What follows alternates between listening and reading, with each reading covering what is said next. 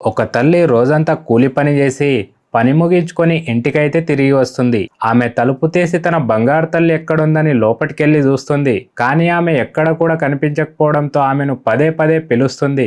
కానీ ఆ 13 ఏళ్ల చిన్నారి ఎక్కడ కూడా కనిపించలేదు.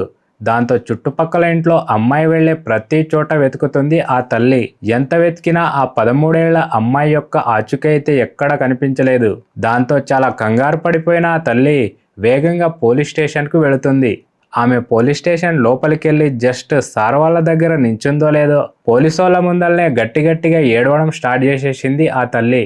ఏమైందమ్మా అని పోలీసులు అడిగితే ఆ తల్లి తన 13 ఏళ్ల చిన్నారి మిస్ అయిందని, ఇప్పటి వరకు ఎప్పుడు ఇలా జరగలేదని చెప్తుంది. దాంతో పోలీసులు ఈ విషయాన్ని చాలా సీరియస్గా తీసుకొని వెంటనే ఒక మిస్సింగ్ కేసును అయితే ఫైల్ చేస్తారు. అలాగే చుట్టుపక్కల నుండే తమ డిపార్ట్మెంట్ వాళ్ళను అలర్ట్ చేసి చిన్నారి గురించి ఏ చిన్న ఇన్ఫర్మేషన్ దొరికినా వెంటనే తమకు తెలియజేయాలని ఆదేశాలు అయితే జారీ చేస్తారు. పోలీసులు కూడా 5 రోజుల నుంచి చిన్నారి యొక్క ఆచూకీ కోసం గాలింపు చర్యలు అయితే చేపట్టారు.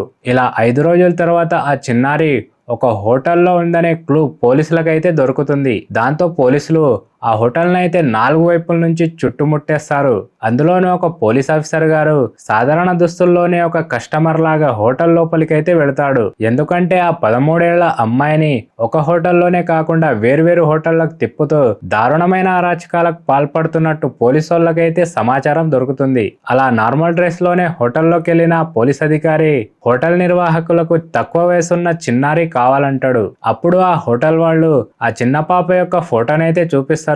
కానీ ఆ పోలీస్ ఆఫీసర్ గారు నేను ఆ అమ్మాయిని కళ్ళారా చూస్తేనే నమ్ముతాను, లేకుంటే నమ్మనని చెప్తాడు. అప్పుడు వాళ్ళు నిజంగానే ఆ 13 ఏళ్ల అమ్మాయిని నేరుగా పోలీస్ ఆఫీసర్కి అయితే చూపిస్తారు. దాంతో లోపలికి వచ్చిన పోలీస్ ఆఫీసర్ బయట హోటల్ చుట్టూ ఉన్న పోలీస్ ఆఫీసర్లకైతే సిగ్నల్ ఇచ్చేస్తాడు. వెంటనే బయట ఉన్న పోలీసులు లోపలికి వచ్చి ఆ చిన్నారిని అయితే సేఫ్ గా కాపాడుకొని బయటికి వెళ్ళిపోతారు. ఆ అమ్మాయిని రక్షించిన తర్వాత తెలిసిన చేదు నిజం ఏంటంటే ఆ 13 ఏళ్ల చిన్నారిపై 32 మంది రాక్షసులు క్రూరంగా, దారుణంగా, సామూహికంగా అత్యాచారానికి పాల్పడ్డారు. ఆ చిన్నారి ఏడ్చినప్పుడల్లా ఆమె నోట్లో బలవంతంగా మద్యపు చుక్కల్ని వేసి ఆమెనైతే మత్తుల్లోకి దింపేసేవారంట. ఈ ఘోరాతి ఘోరమైన దారుణమైన విషయం news papers and social media ద్వారా బయటకు రాగానే రాజస్థాన్లోనే కాకుండా దేశవ్యాప్తంగా తీవ్రమైన నిరసనలు తెలిపారు. ఈ దారుణమైన సంఘటన రాజస్థాన్ రాజధాని అయిన జైపూర్లోని శ్రీ గంగానగర్ జిల్లాలో జరిగింది. అసలు ఆ 13 ఏళ్ల చిన్నారి ఆ రాక్షసుల వలలో ఎలా పడిందంటే, ఒకరోజు ఆ 13 ఏళ్ల చిన్నారి తన ఫ్రెండ్ను కలవడానికని బయటికైతే వెళ్ళింది. అదే క్రమంలో ఆ చిన్నారి దారి అయితే తప్పిపోయింది. అదే టైంలో ఆ చిన్నారి రిక్షా నడిపే ఒక వ్యక్తి కంట్లయితే పడింది. ఆ రిక్షా నడిపేటోడు ఆ అమ్మాయి దగ్గరికి వచ్చి ఏమైంది తల్లి, నేను నిన్ను మీ ఇంటి దగ్గరికి అయితే దింపుతానని, అలాగే బాగా టెన్షన్ పడుతున్న పాపకు మంచిగా నీళ్ళిచ్చి ధూపదీర్చి తన పైన అయితే మంచి నమ్మకాన్ని కలగజేసుకుంటాడు.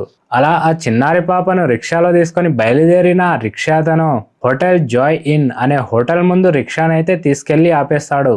అలాగే రిక్షా దిగేసి నాకు ఈ హోటల్లో పనుందమ్మా, జరసేపు అయ్యాక నేను మళ్ళా వస్తానంటూ ఆ హోటల్లోకి వెళ్ళాక రిసెప్షన్ దగ్గరికి వెళ్ళి ఏమేమో మాట్లాడుతుంటాడు. తరువాత రిక్షా తను బయటికి వచ్చి తన రిక్షా దగ్గరికి వచ్చి అమ్మాయితో మాట్లాడుతూ అమ్మా లోపల ఒక చిన్న సామాన్ ఉంది, నువ్వు కూడా జర హెల్ప్ చేస్తే ఇద్దరం ఈజీగా తీసుకురావచ్చని పాపతో చెప్పేస్తాడు. దాంతో ఆ పాప రిక్షాతన్ని గుడ్డిగా నమ్మి రిక్షాతనితో పాటే హోటల్లోకి వెళుతుంది.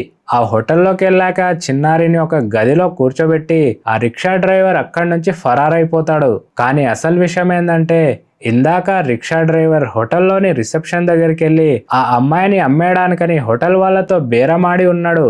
ఆ రిక్షా డ్రైవర్ వెళ్ళిన కొద్దిసేపట్లనే ఆ హోటల్లోకి ఒక కస్టమర్ వచ్చి ఆ చిన్నారితో చాలా దారుణంగా దురుసుగా ప్రవర్తించడం మొదలు పెడతాడు. ఆ చిన్నారి పాప ఏడుస్తూ కేకలు పెడుతుంటే ఆ వ్యక్తి పాపనైతే చంపేస్తానంటూ బెదిరిస్తాడు.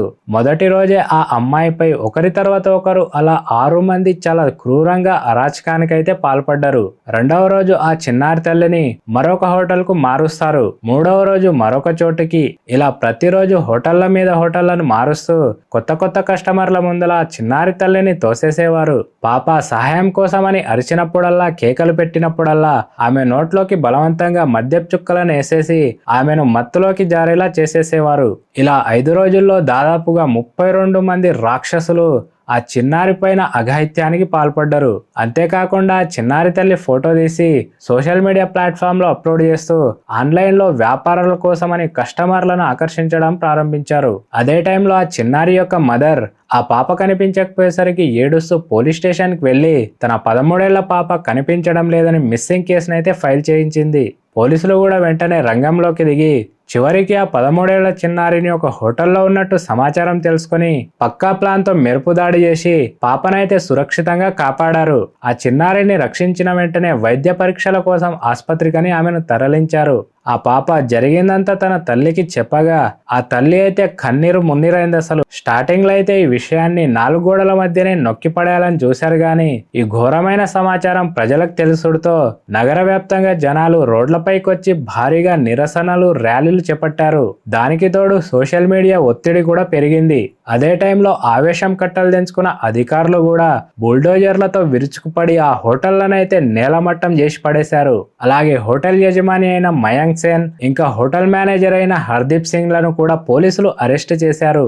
అలాగే ఈ అఘాయిత్యానికి పాల్పడ్డ 32 మంది రాక్షసులను కూడా పోలీసులు అయితే మెరుపు దాడి చేసి పట్టేసుకున్నారు.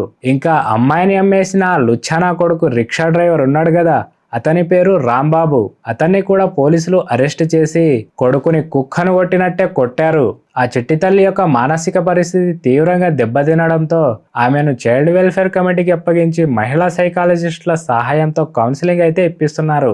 దాని తర్వాత అరెస్ట్ అయిన హోటల్ యజమానులను, నిర్వాహకులను మీడియా వాళ్ళు అలాగే సామాజిక కార్యకర్తలు వారిని ఇలా ప్రశ్నించారు. మీకు కూతుర్లు లేరా?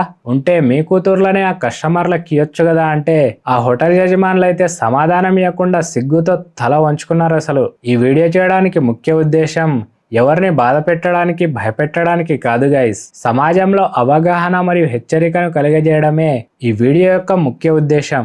ముఖ్యంగా ఆడపిల్లలు, మహిళలు ఎవరైనా గుర్తు తెలియని వ్యక్తులు ఎదురైనప్పుడు చాలా అంటే చాలా జాగ్రత్తగా ఉండాలి. అలాగే తమ యొక్క బలహీనతను, తాము ఎదుర్కొంటున్న కష్టాలను గుర్తు తెలియని వ్యక్తులతో అస్సలు షేర్ చేసుకోవద్దు. ఎందుకంటే సమాజంలో ఉండే రాకాసి కొడుకులు ఆ కష్టాన్ని ఆసరగా చేసుకుని వాళ్ళ స్వార్థానికి వాడుకోవడానికే ప్రయత్నిస్తారు. సో వీడియో అయితే ఇంతే గైస్. మన ఛానల్ని ఎవరైనా కొత్తగా చూస్తే ప్లీజ్ సబ్స్క్రైబ్ చేసుకోండి గైస్.